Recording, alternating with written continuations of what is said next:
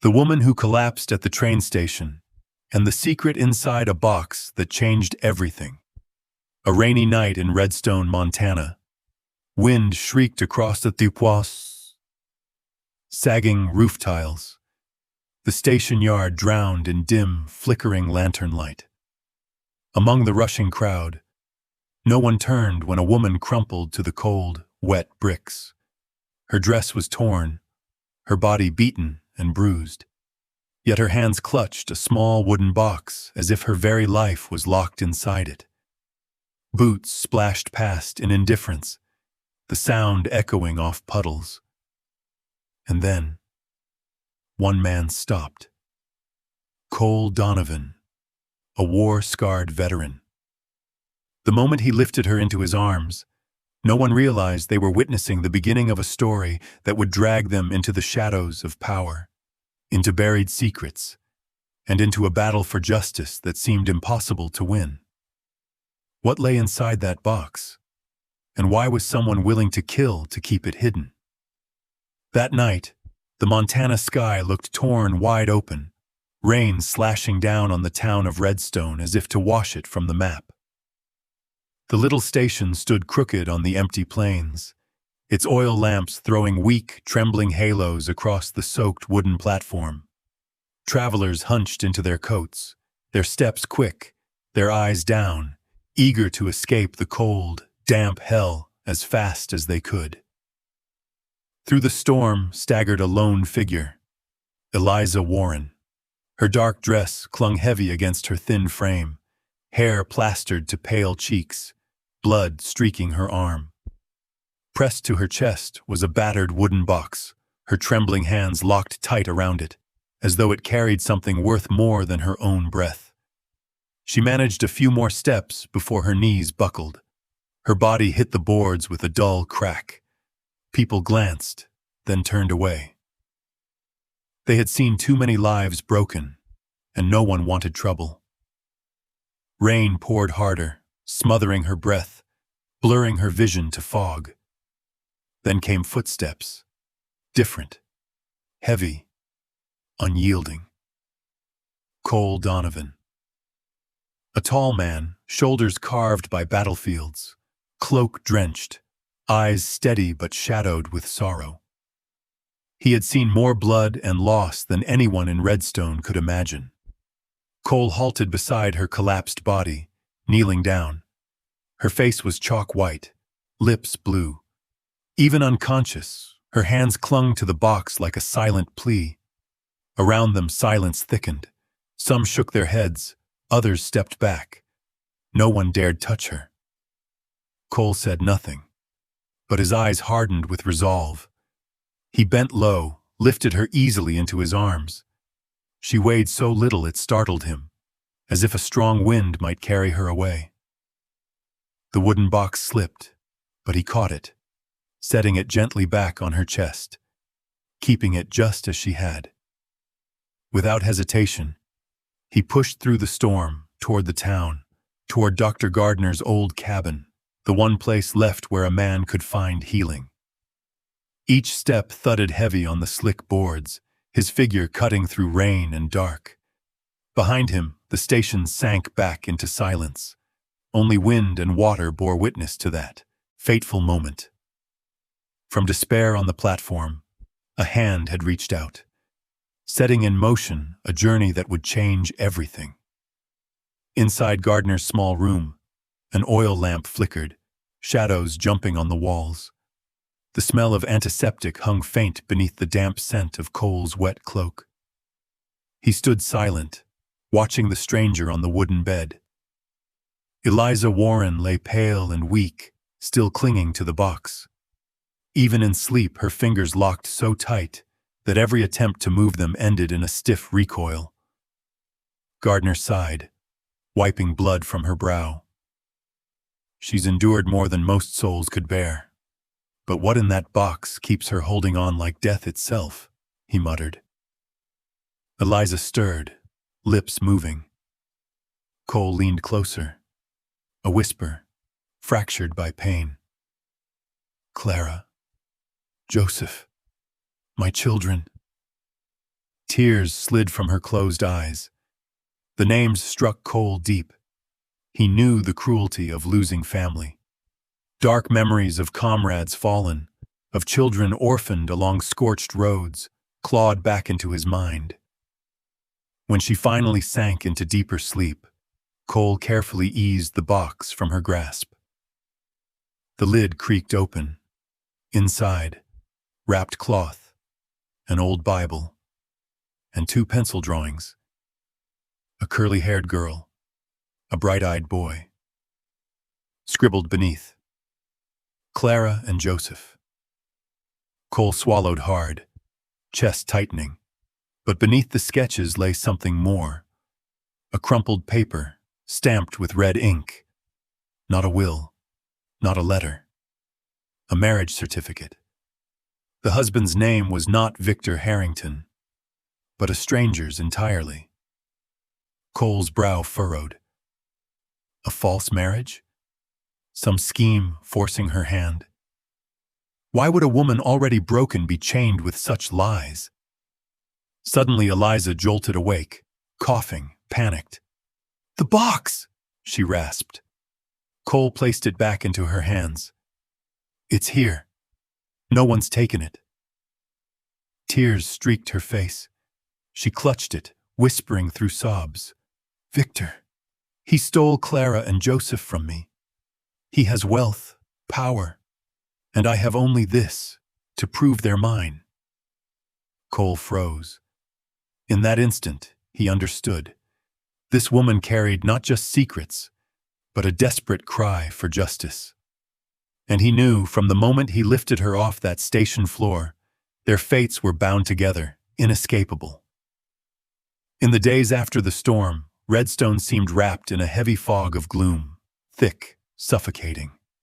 Eliza Warren moved like a shadow through the back alleys, avoiding the curious stares of townsfolk. Every step was cautious, as though even the smallest sound might summon Victor and his men. That evening, as dusk bled across the sky, Eliza slipped into Redstone's only saloon. It was no different from 100 frontier watering holes. Stale tobacco smoke tangled with the bite of whiskey, a banjo twanged out of tune in the corner, a few cowhands laughing too loud over spilled drinks. Eliza chose a table tucked by the window, pulled her wide-brimmed hat low, and kept the small wooden box clutched close, the last fragile tether to Clara and Joseph. The saloon doors banged open. A rush of cold air swept in. A woman stepped through, her stride deliberate, her eyes sharp as a knife. Her face bore the marks of hard years, her hair tied back tight. She was no stranger to those who had heard whispers of the Harrington family. Catherine, Victor's first wife. The one everyone believed had died years ago in a mysterious accident. Eliza froze, certain her mind was playing tricks. But Catherine's gaze was real, too heavy, too scarred to be an illusion. The woman walked straight to her table, sat down without asking. "You're Eliza Warren," Catherine said, her voice gravelly yet unyielding. "I know Victor hunts you, and I know your pain, because I've lived it longer than you can imagine." Eliza trembled, lips parting to protest. But Catherine reached inside her coat, sliding a yellowed paper onto the table. A deed. Proof of land Victor once tried to steal, followed by the staged accident meant to erase her. "He thought I died. I survived. For 8 years I've hidden, gathering every scrap of evidence, waiting for this day." The saloon around them roared with laughter and clinking glasses. Yet for Eliza, it all faded into silence. She stared at the paper, then at the woman across from her. Catherine's eyes no longer carried fear, only a smoldering fire of vengeance. "Victor doesn't just destroy me," Catherine went on, her voice taut with fury. "He'll destroy anyone who dares stand against him. You've tasted it. But if we join forces, he has no escape." Eliza's grip tightened on the wooden box. Her heart hammered. For the first time in months of running, she didn't feel completely alone. Here was a woman who had died and risen again, carrying truth and the promise of war. Their conversations stretched long into the night. By the time only a few drunk cowboys slumped over their tables, the two women sat in silence, bound by resolve. Eliza knew the road ahead left no room for hesitation. "We can't fight alone," Catherine said, her eyes gleaming in the shadows. "Victor has money, power, Pinkerton men at his call. To bring him down, we'll need allies." Eliza nodded, her hands trembling, but her gaze no longer fleeing. And then a voice drifted from behind them. "If you're looking for allies, I reckon I've heard enough to count myself in." It was Rose Whitman, the widow who lived on the town's edge. Thin, weathered, eyes carved by grief yet stripped of fear. She set a basket of knitting on the table, offering a faint smile. "I know Victor. I've seen him crush women who couldn't fight back. If you need shelter, my door's open." Her arrival felt like a hand reaching through the dark. Eliza felt warmth stir in her chest, something she hadn't known since her children were torn away. The three women leaned close, their whispers weaving an unspoken pact, not just an alliance, but survival itself. Outside, Cole Donovan watched from the shadows. He had never seen Eliza's eyes so resolute. When Catherine and Rose left, he stepped forward, laying his thick coat over her shoulders. As she pulled it tighter, something hard pressed against his hand inside the pocket. He drew it out. A small envelope, sealed in red wax. The crest of Pinkerton burned into its surface. Eliza's breath hitched. "I've never seen that before." Cole's eyes narrowed on the scrawled words. Target: Eliza Warren and Catherine Harrington. Directive: eliminate. Confidential: not arrest. Assassination. The words froze the air between them. Eliza's eyes widened. Catherine's hands balled white, and Rose bowed her head, whispering, "He won't stop, not until you're buried beneath the dirt." Cole folded the letter hard in his fist, his voice low and steady. "If you want to live, there's no turning back. But Eliza, I carried you out of that station. I won't abandon you now. We fight together." Eliza's tears spilled, silent. For the first time, she knew she wasn't utterly alone. In that storm of shadows, three women and a battle-scarred veteran had formed a fragile circle, thin as glass, but glowing with hope. And in that moment, the war truly began. Night fell heavy over Redstone, draped in cold mist. The only sound was the frantic pounding of hooves against the dirt road. Word spread like wildfire through dry grass. The Pinkertons were closing in. Rose, breathless, bundled what little food she had left and shoved it into Eliza's hands. "Go now. Wait until morning, and they'll come crashing down on you." Eliza clutched the wooden box tight, her steps unsteady but her eyes burning with resolve. Catherine pulled her hood low, hiding the face Victor had hunted for 8 long years. Cole Donovan led the horse at the front, his frame solid and silent, a wall of iron between them and the danger closing in. They left Redstone at the stroke of midnight. Darkness and the fading scent of rain shielded them, yet Eliza's heartbeat drummed like war inside her chest. She knew Victor's men, with their guns and money, were tightening the noose behind them. Across fields of withered grass they rode, lantern light casting strained faces into sharper lines. Distant dogs barked from the far edge of town, making Catherine shiver. "They've unleashed the hunt," she muttered. Cole said nothing, only spurred his horse harder. At last, after 2 relentless hours, the Mallister homestead loomed, nothing but a ghost. A crooked cabin, roof sagging, door groaning against the wind. but in its ruin lay their safety. Cole pushed the door in, the rotten wood screeching. "Empty," he confirmed, striking a flame to a dusty oil lamp. Weak yellow light crawled over broken chairs, cobwebs, and the heavy hand of time. Eliza sank onto a chair, still clutching the box as if it were her last breath. Her hands trembled, but her eyes steadied with iron will. Catherine draped a cloak over her shoulders, whispering, "There's only one road left, Boston. That's where justice waits." Cole stood silent for a long time. The wind through the cracks sounded like the whispers of a town that had abandoned them. Finally, his sigh broke the stillness. Boston, where he owns power, money, and blades hidden inside the law. But if you don't face him, Eliza, he'll hunt you forever. His eyes locked on hers, hard as steel. "I carried you from that station. I saw the fire when you spoke of Clara and Joseph. I'll ride with you. Not to play the hero because I owe you. I owe a mother fighting for her children." Eliza's tears welled, her heart caught in her throat.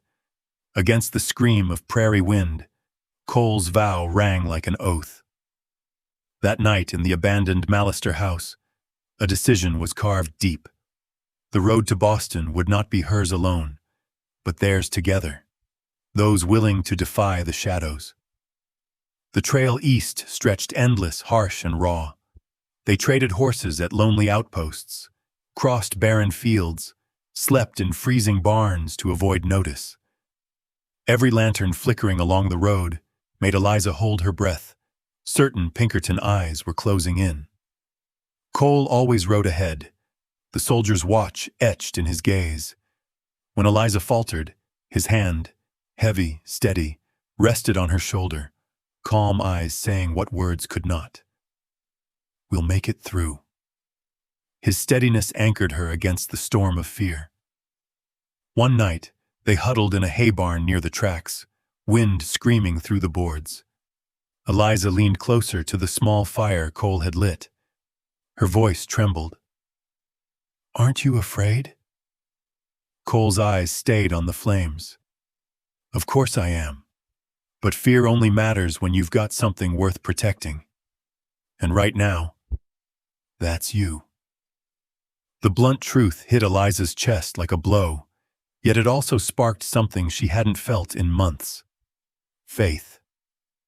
The next day, they reached a small rail depot, hoping to buy passage east toward Chicago. The crowd surged with merchants, workers, the shriek of whistles. Eliza staggered in the chaos, until a voice cut through. "Eliza, little sister!" She spun. A gaunt man with hollow cheeks but bright eyes pushed forward. "It's me, Thomas, your brother. After all these years." His face bore just enough resemblance to stir her. For one breath, she wavered. But Cole stepped close, suspicion sharp in his eyes. The man pressed on. "Father's gone, mother's sick. I've searched everywhere. You can't keep running. Come home." His voice rose loud enough for heads to turn. Eliza's face drained of color, arms tightening around the box. Cole leaned in, whispering, "Careful. This stinks of a trap." His hand pulled her behind him just as the man's coat flared in the wind, revealing the butt of a pistol at his side. The stranger's smile vanished, his tone cold. "Victor only wants you safe, Eliza. Don't make this worse." Cole didn't wait. He threw an arm around her shoulders, steering her, hard through the crowd. Shouts erupted behind them, swallowed by the scream of the locomotive. By the time the steel wheels screamed against the tracks, they had clambered onto the last car, hearts pounding like war drums. Eliza looked at Cole, tears in her eyes, but her gaze burned with something new. This time she wasn't afraid, because she knew she no longer walked this road alone. The iron train screamed along the rails, dragging them through the endless prairies of the Midwest. Morning sunlight streamed through the glass, falling across Catherine's worn but resolute face. She sat tall, fingers laced together, her gray eyes reflecting years swallowed by darkness. "I've lived like a ghost for 8 years," Catherine began, her voice steady but weighted with scars. "The night Victor set the house ablaze, I slipped out a back door he never knew existed. Nothing left but a scorched dress on my back. I fled into the woods and walked until dawn, hunted like an animal." Eliza clutched the wooden box tighter, breath caught in her chest. To imagine another woman standing where she now stood, stripped of freedom, shackled by a man's power, made her heart ache. Catherine pressed on. "For 2 years, I never stopped moving. Mining camps, roadside inns, little towns where no one asked questions. Never longer than a few weeks. I washed clothes, taught letters to children, even served whiskey in saloons. Just enough to keep breathing." Her voice dropped, then sharpened into steel. "But breathing turned to resolve. I didn't just want to survive. I wanted him to pay." Eliza looked at her with awe and fear. Catherine was no longer a victim. She was a warrior, carrying wounds and vengeance in equal measure. From her coat pocket, Catherine drew a bundle of papers. "I gathered proof, shady dealings, suspicious deaths, sworn testimony from servants he cast aside. 8 years weaving a net. But—" She hesitated, her eyes heavy. "Paper justice doesn't always belong to the weak. Victor has money to buy judges, friends in every court. I don't know if it will be enough." Hope and dread twisted inside Eliza. "And if the court refuses us? If it only delivers us back into his hands?" Her voice trembled with her deepest fear. Cole, seated beside her, set a rough hand on her shoulder. He said nothing, but his steady presence brought her breath back. Catherine met both their eyes, lips tightening. "I won't promise victory, Eliza, but one thing's certain. Victor no longer writes our fate. We'll drag the truth into the light, whether the law bows to it or not." The train wailed, charging over an iron bridge spanning a rushing river. Eliza stared at the torrent below, wondering if justice was like that water, wild, perilous, but destined to find the sea. Chicago met them with winter's bite, wind slicing down soot-stained streets, iron wheels roaring through the smoke.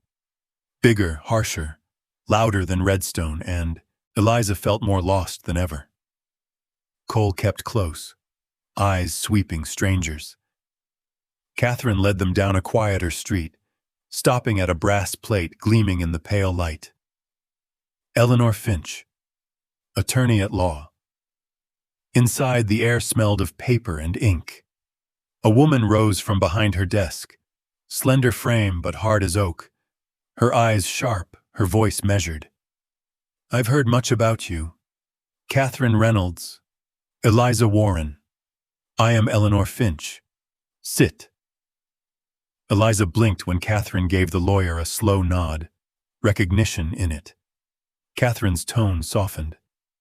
"Eleanor is the one I trust. If anyone dares to face Victor in a court of law, it's her." Eleanor opened a drawer, pulled a thick file.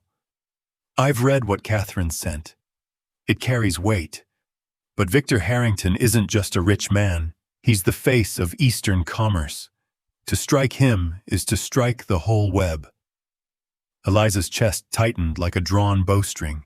She clutched the box to her chest. "Then tell me, does justice truly belong to us?" Eleanor met her eyes, slow and deliberate. "Justice never comes easy, especially to women. But I have my reasons for not bowing to Victor." Her breath hitched before she let the truth fall like iron. "I once loved him." Eliza gasped. Cole's hands clenched into fists on his knees. Catherine said nothing, as if she had expected this. Eleanor gave a thin, bitter smile, her eyes turning to steel. Years ago, I believed him, his promises, his tender looks. Then he abandoned me, chasing wealth through a marriage of advantage. That was when I saw him for what he was, a man who worshipped nothing but power. From that day, I swore, no more women would be crushed beneath his boots. The room fell silent. Wind howled at the shutters. Fire popped in the grate. Golden dusk spilled across the faces of 3 women, each scarred by Victor, each burning with resolve. Eliza's chest ached. Until now, she thought herself a lone witness, a pawn against Victor Harrington's shadow. But when Catherine laid her hand on the file, and Eleanor, silent for years, spoke words like a battle horn, Eliza knew she was no longer alone. Catherine's hand trembled slightly, but her gaze cut sharp as a blade. Boston is his fortress. If we want this to end, it ends there.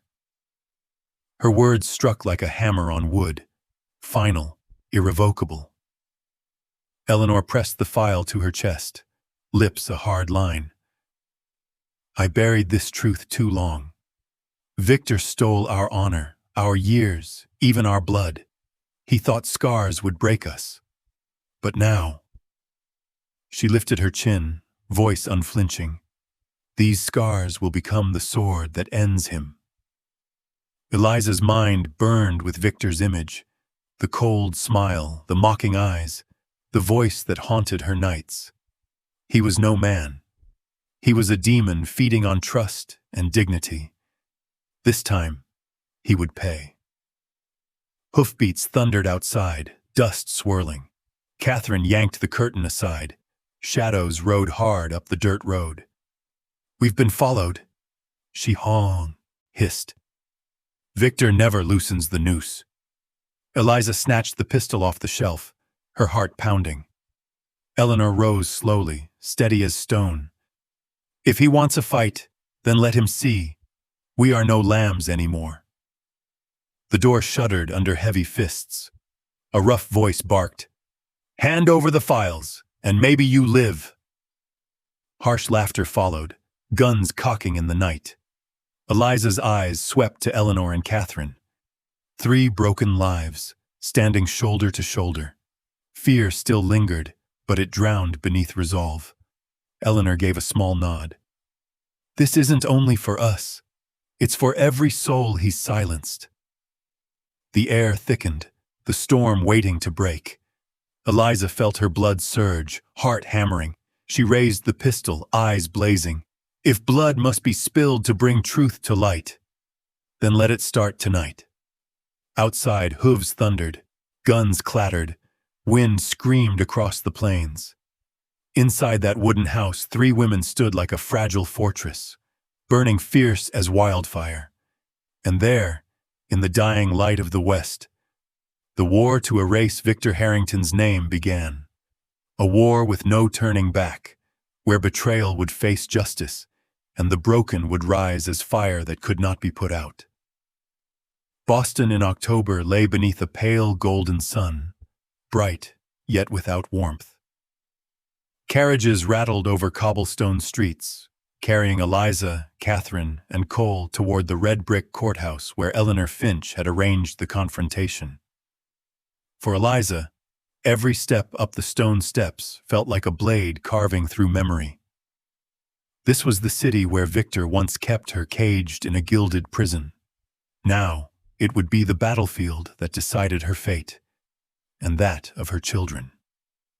Inside Eleanor's conference hall, the air pressed heavy with solemnity. A long walnut table stretched beneath tall windows, the din of the bustling city muffled beyond the glass. On the table, Catherine laid out thick stacks of evidence. Forged ledgers, witness statements, overlapping marriage licenses Victor had hidden so carefully. Eliza clutched her wooden box tight. Inside, the false marriage certificate Cole had uncovered, living proof of deception. The door opened. Victor Harrington entered.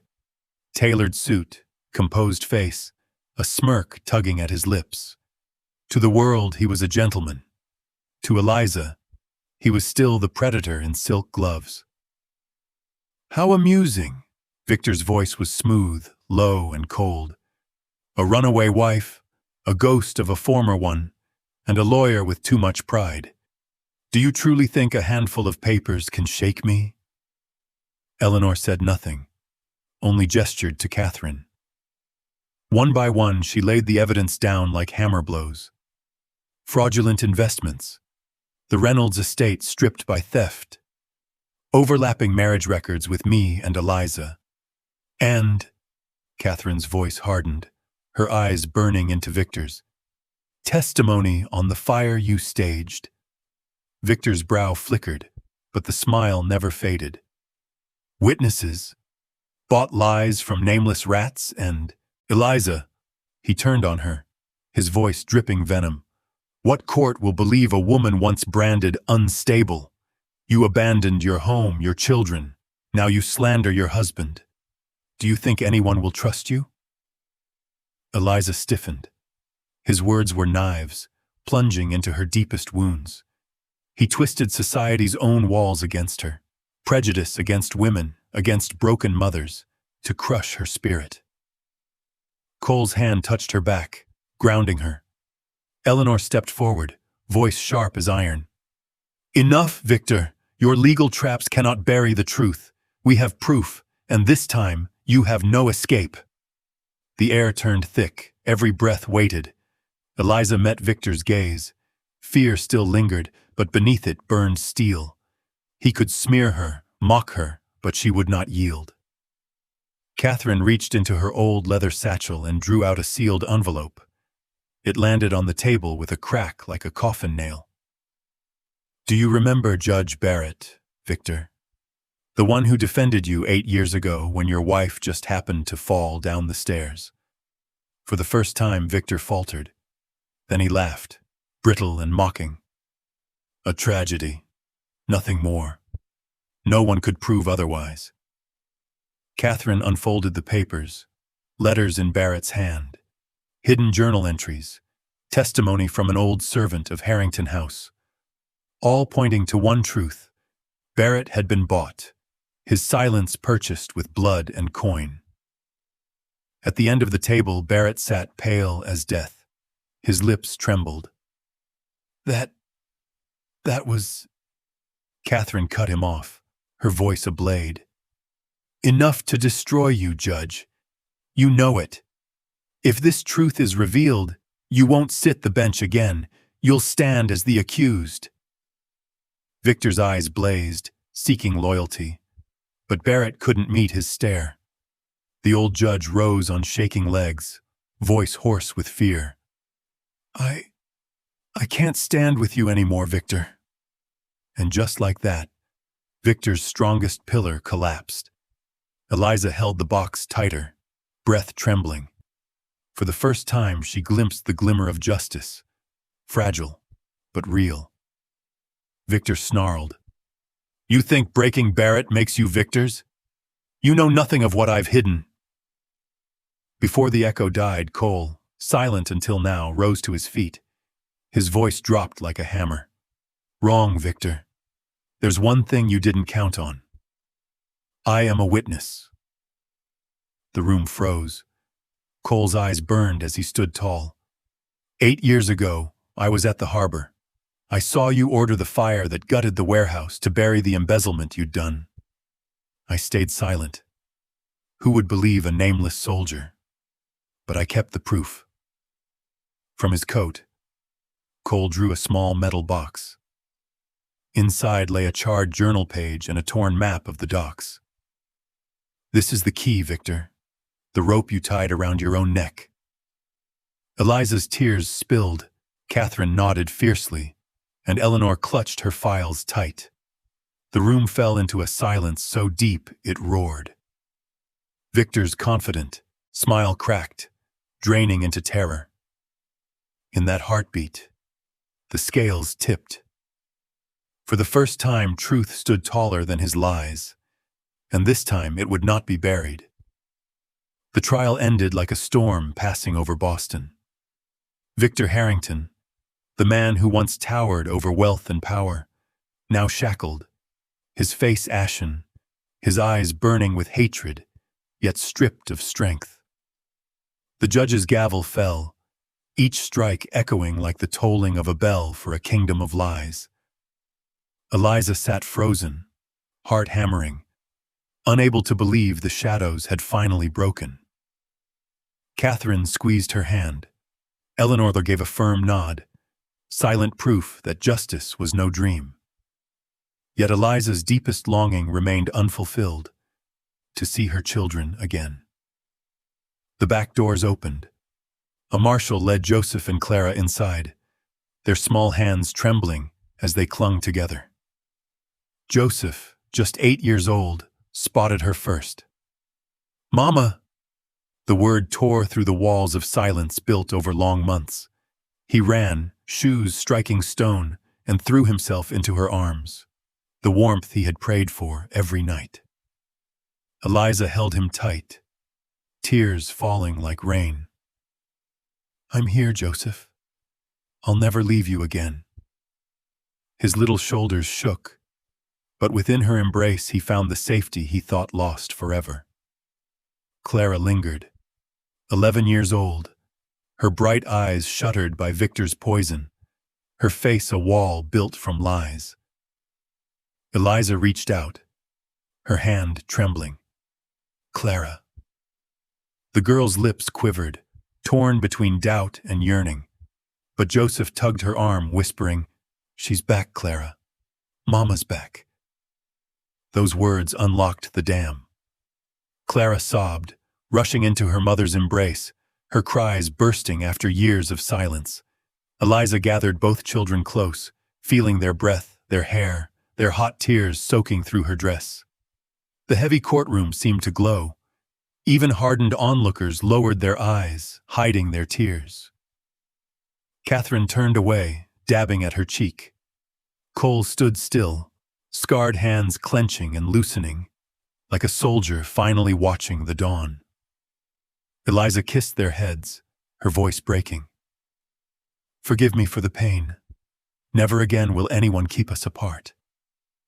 Clara pressed her face into her mother's shoulder, nodding, while Joseph clutched her skirt, terrified the moment might vanish. Outside, Boston's carriages rolled, merchants bartered, life went on. But in that small chamber, 3 hearts had found one another again, erasing years of Victor's cruelty. For Eliza, this reunion was the true victory, not one granted by the gavel, but by the bond no man could sever. In the days that followed, each of them chose a path. Catherine, her fire no longer hidden, declared, "I've run long enough. Chicago is where I'll stay. There are women like us here, silenced, pushed into shadows. I will stand with them, help them find their voices." Eliza clasped her hand, eyes glistening. "Without you, I'd never have reached this day. I owe you my life." Catherine smiled faintly. "No, Eliza. We owe each other. Our scars gave us strength. Now, we walk our own roads." Eleanor embraced her like a sister in arms. Outside, Chicago's gaslight shimmered against the crowded streets, a city waiting for Catherine to turn her grief into strength for others. Days later, Eliza, Cole, and the children boarded a westbound carriage. Through prairies and mountains they rode, until Montana opened wide, vast plains, quiet towns, red earth waiting for them. Joseph pressed his cheek to the glass, wide-eyed at the land. Clara leaned into her mother's shoulder, calmer than she had been in years. At last, the carriage rolled beneath the wooden arch of redstone. Eliza's heart swelled. The small cabin that once stood lonely now rang with children's laughter. Grass was cut back, the hearth smoked warm, and a home, imperfect but whole, was being built from broken pieces bound by love. That evening, Eliza stood on the porch, the horizon ablaze with sunset. Cole led the horse into the barn. Joseph scampered behind him, while Clara sat on the steps, scratching out her first written words after months of silence. Eliza closed her eyes, breathing deep the scent of soil and wood smoke. The past was not erased. Scars remained. But from the ashes, something new had risen. Faith, motherhood, and a quiet love that had begun to grow between her and Cole. The story was not an ending, but the beginning of another chapter, where justice had been reclaimed, a family rebuilt from ruin, and where in Redstone, across that dusty land, the light of hope still burned, guiding them toward tomorrow. Perhaps there is no greater triumph than a mother finding her way back into her children's arms. Eliza endured storms, loss, and wounds unseen, only to hold Clara and Joseph again in a love nothing could break. In Redstone, a home rose from ashes, reminding us that justice may come late, but the bond of family never fades. Dear friends, though this tale closes, its echoes of courage, faith, and healing remain. If this story touched your heart, share your thoughts in the comments below. Have you witnessed a reunion that defied all odds? Believe in the power of love, in the strength of a mother's embrace. And don't forget, leave a like, subscribe, and share these stories of the Wild West, where humanity burns bright against the dust.